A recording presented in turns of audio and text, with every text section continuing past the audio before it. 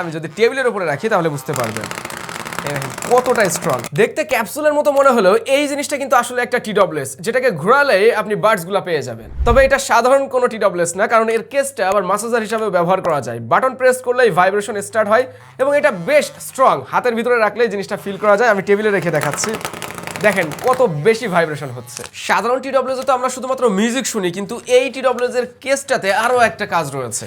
খুলে দেখাচ্ছি। প্রথমত আমরা টিডব্লিউএসটা পাচ্ছি, মানে কেস সহ।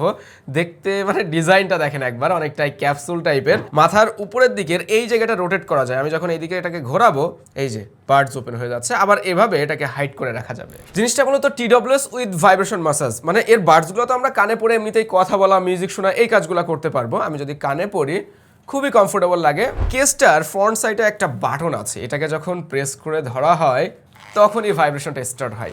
3টা লেভেল আছে, আমি লাস্ট মোডে দিচ্ছি।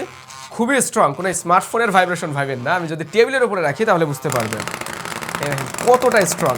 হাতের ভিতরে যদি শক্ত করে ধরা হয় তারপরেও এর ভাইব্রেশনটা ভালোভাবেই ফিল করা যায়। আমার হাতের এখান থেকে শুরু করে শোল্ডার এবং বুক বরাবর পর্যন্ত আমি ভাইব্রেশনটা ফিল করছি। মেইনলি আমার কাছে ভালো লাগছে এর ক্যাপসুল টাইপের ডিজাইনটা, সাথে আবার IPX4 এর ওয়াটার রেটিংও রয়েছে, তার মানে ছিটে ফোটা বা হালকা পাতলা পানিতে কোনো সমস্যা হবে না। যাই হোক, সাউন্ড কোয়ালিটি বেশ লাউড, বাট 90-95% ভলিউম পর্যন্ত ঠিকই আছে। আচ্ছা, এই জিনিসটার মডেল হলো জো G48 এবং যেটার সাথে 1 বছরের ওয়ারেন্টিও আছে।